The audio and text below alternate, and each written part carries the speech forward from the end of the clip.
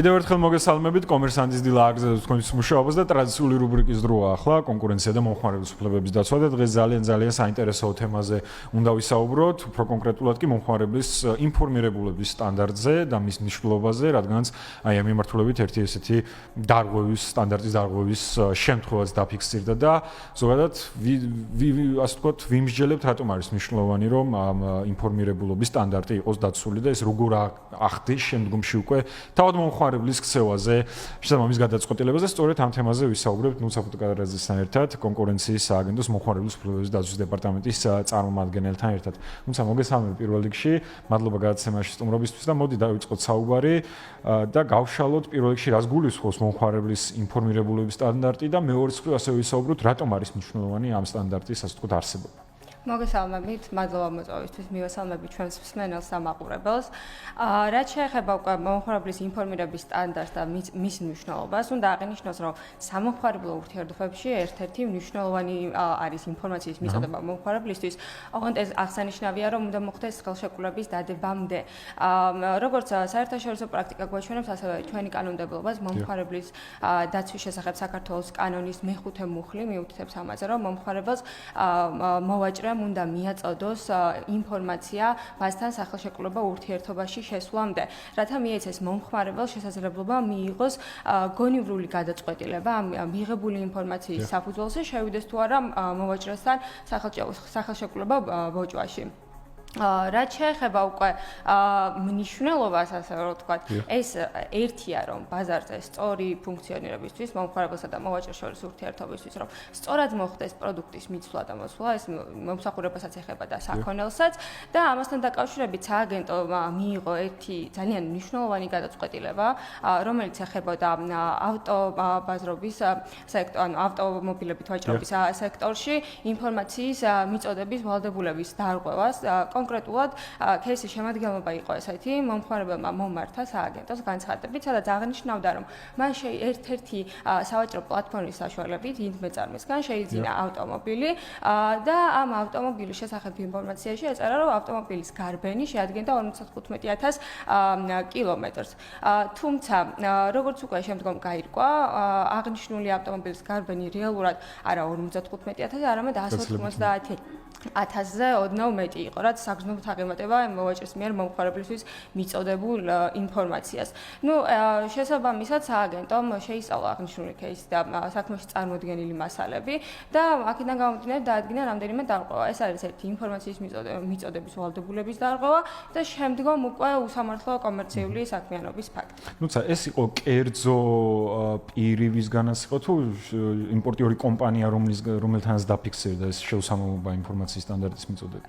ეს იყო ერთ-ერთი ინდმეწარმე, რომელიც ერთ-ერთი სავაჭრო პლატფორმის საშუალებით ახორციელებდა სავაჭრო საქმიანობას და ეს კონკრეტული პლატფორმა აძლევს შესაძლებლობას მოვაჭრეს განათავსოს მისი განცხადება კონკრეტული ავტომობილის პროდუქტის გაყიდვის შესახებ და ამასთანავე აძლევს შესაძლებლობას მოვაჭრეს მიუთითოს ყველა ის არსებითი ინფორმაცია, რაც სავალდებულოა საჭიროა იმისთვის, რომ მომხმარებელმა მიიღოს გონივრული გადაწყვეტილება სურს თუ არა ამ პროდუქტის შეძენა. კი ბატონო, მე მეგონა რომ აი ეგ პერიოდი საქართველოში გავიარეთ, მაგას არ ვიცი ეგრეთ წოდებულ ჩამოყრას უწოდებენ ხოლმე, როდესაც ის გარბენი რაც რეალურად აქვს, იმ გარბენის ჩამოყრა ხდება ხოლმე, რომ უფრო მიმზიდველი იყოს და ალბათ ხა თლად ავტომობილებში მე ექსპერტი არ ვარ, მაგრამ ის კი ნამდვილად ვიცი, რომ ზოგადად ავტომობილის ყიდვის ქცევის დროს მნიშვნელოვან ყურადღებას უთმობთ მათ შორის იმას, რამდენია გარბენი, ანუ რამდენად სიცოცხლის უნარიანი იქნება ეს მანქანა შემდეგი წლების განმავლობაში და ხო არ შემიქმნის პრობლემას ხა 180,000 და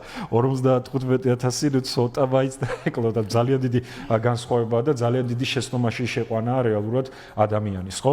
და აი აქედან გამომდინარე, გადავიდეთ ზუსტად այն ვალდებულების ნაწილზე, რომელიც აქვს თავად მოვაჭრეს, ხო? მოვაჭრეს ვალდებულება მისცეს მომხმარებელს შესაძლებლობა მიიღოს საქონელზე არსებითად მნიშვნელოვანი ინფორმაცია. აი ეს კონცეფციაც რომ დარწმუნებული ვარ, ხა ჩვენი მსმენელი დაინტერესდება, აი არსებითად მნიშვნელოვანი ინფორმაციაში რა შეიძლება გამოვიაზროთ. ნუ ალბათ ავტომობილის შემთხვევაში სწორედ ეს გარბენია, მაგრამ ძირითადად რა კომპონენტებს გულისხმობთ ამ არსებითად მნიშვნელოვანი ინფორმაციებში? დიახ, არსებითი ინფორმაციის კონცეფცია, ასე ვთქვათ, გულისხმობს კონკრეტულ საქონელზე ან მომსახურებაზე ისეთი ინფორმაციის მიწოდებას, რომელიც გადამწყვეტია, რომელიც განსაზღვრავს ამ კონკრეტული პროდუქტის სახეს. მათ შორის მის ცვეთას, ასევე წელს მახასიათებლებს, რისთვის არის გამოსაყენებელი მისი ვარგისიანობის შესახებ ინფორმაციაც, რა თქმა უნდა. ჩვენ მაგალითს შეგვიძლია ეს ოდომეტრის მაგალითი რომ განვიხილოთ, კონკრეტული ეს გარბენის ჩამოყრა, ასე ვთქვათ, რა თქმა უნდა, ფასets და მანქანის ხარისხსაც მოქმედებს. როდესაც ვუყურებთ ოდომეტრის გამოვლობას, რამდენი აქვს მანქანას გავლილი, ამით ჩვენ ვნახულობთ თუ რა აქვს ცვეთას მანქანა, რა ცვეთა აქვს მანქანას, ასევე რამდენად სიცოცხლის უნარიანია ის. გარდა ამისა, რაც უფრო ნაკლები გამოვლობის არის მანქანა, მისი ფასი უფრო მეტია და შესაბამისად უფრო მეც გადის, მით უფრო მცირდება ამ მანქანის ღირებულებაც. შესაბამისად, ეს არის მთლიანად საქონლის შესახებ ინფორმაცია, რომელიც მომხმარებლისთვის არის გადამწყვეტი მიიღოს კონკრეტული საქონელი, კონკრეტული პირობების მქონე საქონელი, ამ შეთავაზებულ ფასად უღირს თუ არა ამის შეძენა და ასე შემდეგ. რაც შეეხება უკვე ამ ინფორმაციის მიუწოდებლობას, როგორც საერთაშორისო დირექტივები, ასევე საქართველოს კანონმდებლობაც, ამ ინფორმაციის მიუწოდებლობას უსამართლო კომერციულ საქმიანობადაც კი აკვალიფიცირებს. და რატომ არის ეს რო გავშალოთ, რატომ არის უსამართლო კომერციული საქმიანობა? პირველ რიგში მინდა შევეხო საერთაშორისო დირექტივებს, უსამართლო კომერციული საქმიანობის შესახებ ევროპარლამენტისა და საბჭოს დირექტივა მიუთითებს პირდაპირ თუ რა არის უსამართლო კომერციული საქმიანობა და მათ შორის აქვს ეგრეთ წოდებული შავი სია დანართის სახით, სადაც არის განსაზღვრული ის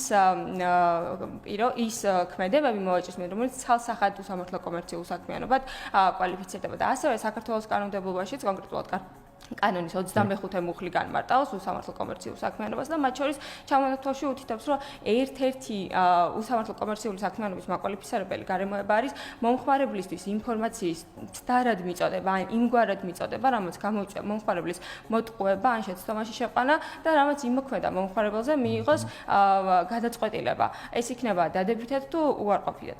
შესაბამისად, ამ კონკრეტულ შემთხვევაში მიწოდებული ინფორმაციების გათვალისწინებით მომხმარებელმა ივარაუდა, რომ ეს კონკრეტული მანქანა მისთვის იყო მისაღები, შესაბამისი პირობებით და ფასით, თუმცა შემდგომ აღმოჩნდა, რომ საერთოდ არ შეესაბამება მიწოდებული ინფორმაციას ისწორეს და შეცდომაში შევიდა. აქედან გამომდინარე, ეს დაკვალიფიცირდა შეცდომაში შემყვან კომერციულ საქმიანობად და საბოლოოდ, ესე ვთქვათ, დავავალდებულეთ, სააგენტომ დაავალდებულა მოვაჭრე, რომ უზრუნველყოს მომხმარებლისთვის სწორი, უტყუარი ინფორმაციის მიწოდება. კი ბატონო, თან აქ მეორე საკითხი ხა პრინციპში ხა მანქანის 50000-იანი გარბენი მთლად ესეთი არაფერი, ფაქტობრივად არაფერი არ ითვლება ხოლმე და ძალიან ბევრი ქცევა, ეკონომიკური ქცევა მომხმარებლის ესეთია, რომ თანახმა არის სწორედ ესეთი ტიპის მანქანა იყიდოს, იმიტომ რომ ძალიან დიდხანს გაძლევს. 50000 მართლა ძალიან მიზერული არის ზოგადად ავტომობილისთვის, მაინც ეს გარბენის ნაწილი. თან ალბათ აქ მეორე საკითხიც არის, რომ ზოგადად რეალურად ის მანქანა, რომლის გარბენიც არის მაგალითად 50000, გაცილებით ძვირად ფასობს, იმიტომ უფრო დიდი სიცოცხლის უნარიანობა აქვს. შეიძლება თლად ისეთი ძვირი ფასი არ დაადეს, უფრო რაღაც 20-30%-ით ნაკლები ფასი დაადეს და რაღაც მომხმარებლებს დაეხატა მთლიანი სურათი ისე, რომ შესანიშნავი შეთავაზებაა და ამაზე უკეთეს შეთავაზებას ვერსად ვერ ნახავს და ეკონომიკის პრინციპია, ხო, რომ ადამიანების სტიმულებზე რეაგირებენ და შემდგომში ადამიანებმა მიიღეს გადაწყვეტილება და იმ მომხმარებელმა გამყიდველმა არაკეთილ სინდისიერი ქცევის საფუძველზე იმაზე მეტიც აიღო, ვიდრე რეალურად ღირდა ეს მანქანა, რეალიზაციაც მოახდინა და ბევრი ფული ჩაეჯო ჯიბეში და ბუნებრივია თქვენ დაავალდებულეთ ამაზე საუბრობდით და სამართლებრივი შედეგის თვალსაზრისით როგორ შეიძლება დადგეს რა სამართლებრივი შედეგი შეიძლება დადგეს ამ აღმოუფრობის შემთხვევაში აქ რა ხდება სულთი პირველ რიგში აღნიშნავ რომ მოვაჭრეს ეკისრება ვალდებულება უზრუნველყოს მომხმარებლისთვის სწორი უტყუარი ინფორმაციის მიწოდება და გარდა ამისა კანონი განსაზღვრავს ხელშეკრულება საქონლის ხელშეკრულებასა შესაბამისობის ნაწილსაც კონკრეტულად მე-16 მუხლი მევთითებს ამაზე, რომ მოვაჭრე არის ვალდებული მომხმარებელს მიაწოდოს ხელშეკრულებით შეთანხმებული პირობების მქონე საქონელი არ მომსახურება.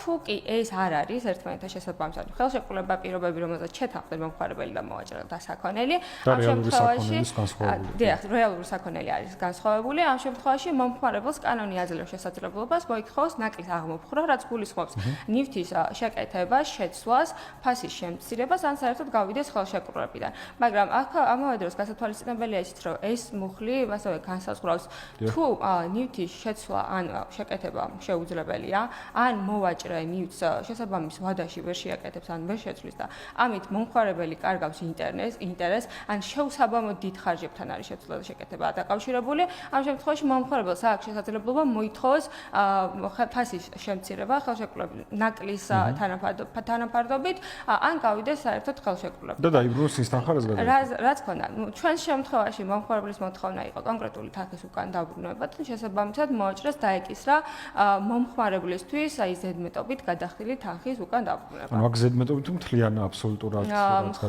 მაჩვენებელში. მხოლოდ სხვაობა იყო.